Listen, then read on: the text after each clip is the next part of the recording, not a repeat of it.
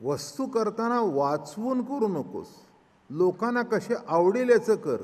2 पैसे जास्ती लाव, माणसं द्यायला तयार असतात, पण माल तसा दिला तर.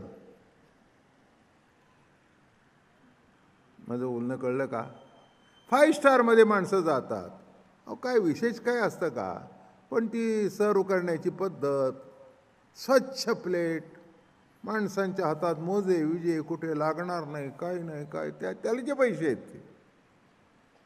हे टेबल क्लॉथ आहे ना, स्टार्च, पहिले उठले की ते काढून फेकून दिलं, तुमच्याकरता नवीन टेबल स्टार्च. हे सगळे पैसे त्याचे आहेत. आणि माणसं तिथे हजारो रुपये देऊन येतात. माझं बोलणं कळलं का? ती सर्व्हिसचे पैसे आहेत. तुम्ही देता मान, येस सर, अमकं सर, काय पाहिजे, अमकं पाहिजे, त्याच्याशी कसं वागतो. एखादी गोष्ट आवडली नाही, ओके विल चेंज इट. पहिलं सांगितलं होतं, कळत नव्हतं का? असं नाही. ते शिकवणच असते वेटरला. वेटरला म्हणजे गिराईक खुश होतं पण वेट, थांब. काय ऑर्डरला किती वेळ?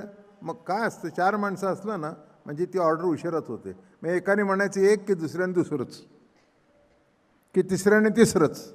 असं करता करता तो म्हणतो तुमचं होऊ द्या, तसं काही नाही, मी थांबतो, ऑर्डर घेऊन येतो. मग वाढताना कसं नीट, ते रुमाल कसे, ते ग्लास कसे, किती व्यवस्थित, माणसाला प्रसन्न वाटतं. म्हणजे जेवणाचे पैसे देऊन पुन्हा टिप देऊन जातो. पण 1000 रुपये बिल झालं तर काही 5 रुपयाची टिप नसते, 100 रुपयाची टिप असते. लेवलने द्यावं लागतं. आणि इथे तुमचं जर माल खराब असेल तर आहे त्याच्यात कापून जातं, कळलं का तुम्हाला?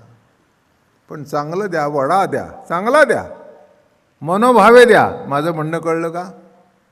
त्याच्या ठिकाणी भाव असू दे. भाव असल्यानंतर घरातल्या बायकांचा स्वयंपाकसुद्धा चांगला होतो. भाव जर नसेल तर तो स्वयंपाकही चांगला होत नाही आणि संसार यशस्वी होत नाही. संसारावर सुद्धा भाव पाहिजे, भक्ती पाहिजे. माझी मुलं आहेत, माझा पती आहे, माझी पत्नी आहे, माझी मुलं आहेत, त्यांना वाढवलं पाहिजे, त्यांना शिकवलं पाहिजे, त्यांना मोठं केलं पाहिजे, त्यांचं चांगलं झालं पाहिजे, त्यांना चांगलं ऐकायला मिळालं पाहिजे, त्यांना सद्गुण प्राप्त झाले पाहिजेत. ही भावना जर असेल तर ती भावना प्रवाहित होणं तुमच्या मुलांच्यामध्ये उतरेल. तुम्ही जर त्यांच्यापुढे सिगरेट फुकत बसला तर ते काय करणार? ते काय करणार? तर एखादा उलट उत्तर मीच मला देतो. सिगरेट ओढण्यावर त्याचा भाव आहे, प्रसाद तसाच मिळतो ना, नाही का? सिगरेट ओढण्यावर आवडीने ओढतोय, ओढ ना, प्रसाद तोच मिळेल. हे बघा, गणपतीचा प्रसाद निराळा आहे, मोदक, पांडुरंगाचा निराळा आहे, दत्तात्रयाचा पेढा निराळा आहे, प्रत्येकाचा प्रसाद मिळेल ना, नाही कसं म्हणतो, पण निराळा मिळेल, निराळा मिळेल. हां, कोणत्या देवीच्या जत्रेला गेला तर निराळा प्रसाद मिळेल. काय म्हणून कोणतीही गोष्ट भावनायुक्त, भावानी, प्रेमानी, श्रद्धेने केल्यानंतर त्याचं फळसुद्धा त्या पद्धतीने मिळत असतं. म्हणून जो आजचा अभंग आहे त्याची प्रस्तावना थोडक्यात केली. अर्थ असा आहे, अभंग सुरुवात, भावे विण भक्ती आणि भक्ती विणे मुक्ती. भावाशिवाय भक्ती नाही. काय म्हणतायत? भावाशिवाय भक्ती नाही. भाव म्हणजे काय? प्रेम. प्रेम म्हणजे काय? श्रद्धा. श्रद्धा कुणावर असते? ज्याच्यावर आपलं प्रेम असतं तिथे श्रद्धा ठेवावी लागत नाही, श्रद्धा असते. तुम्ही त्याला श्रद्धा म्हणतात, ते त्याचं प्रेम आहे. माझं बोलणं कळलं का? भाव शब्द अनेक ठिकाणी वापरला जातो. काय हो, आज कोथिंबीरचा भाव काय? फरसबीचा भाव काय? ओला वाटाण्याचा भाव काय? अहो घ्या घ्या, एकदम स्वस्त आहे. चांगला सासवडचा आलाय, गोड आहे, घ्या. 100 घ्या. माझ्या लहानपणी मी गेलो होतो बनामालेन मार्केटला. अहो, एक शेट्याची बाई आली, त्याने 3 रुपयांनी वाटाणा घेतला. मी बघत बसलो, कारण आम्हाला 1 रुपयाने घ्यायची सवय आणि ती 3 रुपयांनी घेते. म्हणजे आम्ही त्यावेळेला, परिस्थिती जरी असली तरी कसं आपली राहण्याची वृत्ती निराळी. 3 रुपयांनी घेण्यापेक्षा जेव्हा 1 रुपयाला येईल तेव्हा घ्यावा.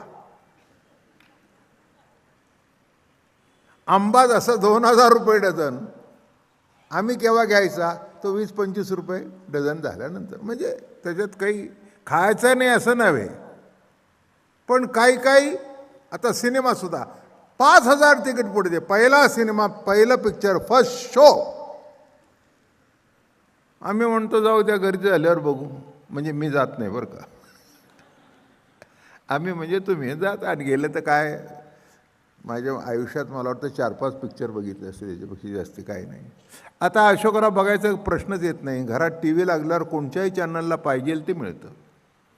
तेलुगू मिळेल, तामिळ मिळेल, मराठी मिळेल, इंग्रजी मिळेल, हिंदी मिळेल, जे काय पाहिजे ते आहे रे. अजून नवीन चॅनल रोज सुरू होत आहेत. तर तो भाग निराळा. आपल्याला जे आवडतं ते आपण बघावं, एवढं बरं आहे. आणि म्हणून बाजारभाव चढतो आणि उतरतो, नीट लक्षात घ्या. आज 100 रुपये वाटाणा आहे, उद्या 50 होईल. कांदा चढला, उतरला, इतका खाली उतरला. वांगी चढली, इतकी उतरली की व्यापाऱ्याने फुकट उकरड्यावर फेकून दिली. माझं बोलणं कळलं का? तसं वस्तूचे भाव चढतात, वस्तूचे भाव उतरतात. निवडून आल्यानंतर भाव वाढतो, पडल्यानंतर भाव कमी होतो. प्रत्येक वस्तूचं असंच आहे. काय म्हणजे हे सगळे जे भाव आहेत ते चढतात आणि उतरतात, चढतात आणि उतरतात. काय परमार्थाचा भाव उतरत कधी नाही, पण चढतो. अंगी प्रेमाचे भरते, नेघे उतार चढते. तो काय चढत्या क्रमांकाने असतो, तो परमार्थातला भाव आहे. बाकी संसारातला ठीक आहे. बघा, सुरुवातीला जेव्हा सौतं निघतात, मुद्दाम शब्द वापरला, वेगळे निघतात, प्रचलित शब्द, आम्ही सौतं निघालो बरं का. मग काय तुम्हाला सांगू, ती खोली काय, ती सजवण्याचा उत्साह काय, मार्केटमध्ये जाऊन आणखीन वस्तू आणण्याची हौस काय. सासूचं काही घेतलं नाही, उलथनं सुद्धा आणलं नाही.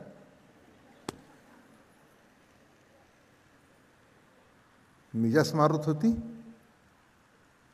मी नवऱ्याला सांगितलं, आपल्याला त्यांचं काही नको, पण तिचा मुलगा तरी घेतलास ना.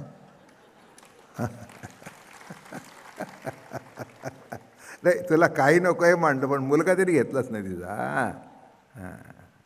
काय आणि काय उत्साह. मग काय ते स्वच्छता काय, अमकं काय तमकं काय. 1-2 वर्ष चालतं. मग दुसरे आले, अहो काय सध्या धूळ तर, अहो होतच नाही, कंबर धरली. बरं झालं.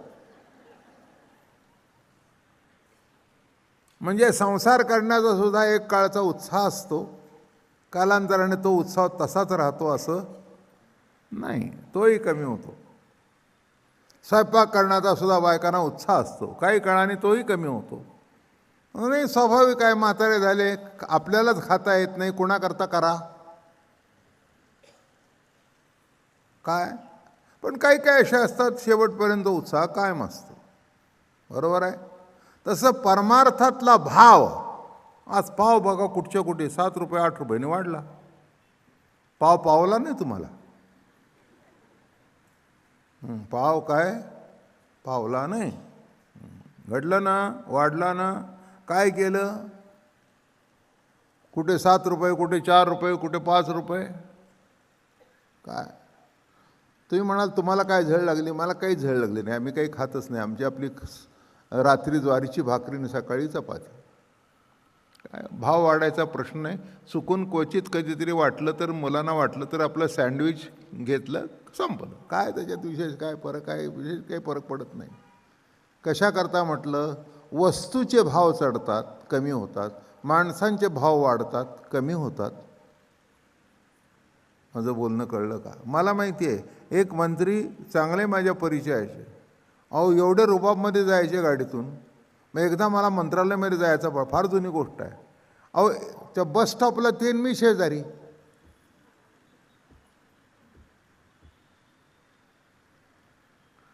आता मला तुम्हाला माहिती आहे स्वभाव माझा. काय म्हटलं साहेब आज हो आपण दोघंही शेजारीच. बरं झालं म्हटलं आम्ही उभं राहिलो नाही, म्हणून इथे उभं राहिलो आहे. तुम्हाला कसं वाटत असेल हो माणसं जाता येताना बघताना? जुना काळ तो की सगळ्यांनी बघायचं तुमची लाल दिव्याची गाडी ना. आता तुम्ही इथे जाऊ द्यावं म्हणले, हे राजकारण असंच असतं. म्हटलं बरं बरोबर बरोबर आहे, जाऊ द्या, द्या सोडून. तुम्हाला उगीच आणखीन जास्ती त्रास कशाला? पण काय आहे, कुठे असेल आणि कुठे ठेवेल. एक प्रमाण आहे तुकाराम महाराजांचं, करसील नोहे काही राईचा पर्वत डोंगर राई.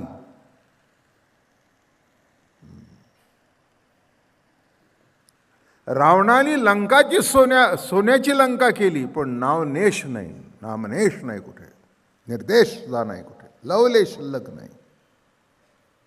म्हणून लक्षात ठेवा, जास्ती मिजास मारायला जाऊ नका. परमार्थातला भाव कधीच कमी होत नाही, आणि झाला तर तो परमार्थातला भाव नाही, काहीतरी कारणास्तव देवाकडे जात आहे, देवाच्या प्रेमास्तव नव्हे.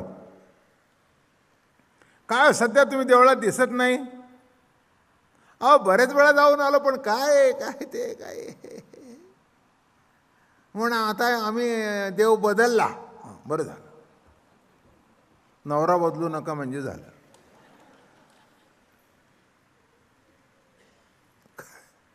हां, देव बदलला तर तो काय तक्रार करणार आहे का? नाही. आता तुमच्या गणपतीकडे येतात, एखाद दोन नाही आली, ते दुसरीकडे गेली. तो गणपती म्हणतोय माझी लाईन दिवसांत वाढतोच आहे. नाही, तू आलास तर कुठे बिघडलं? तुझा प्रश्न. माझं म्हणणं कळलं का?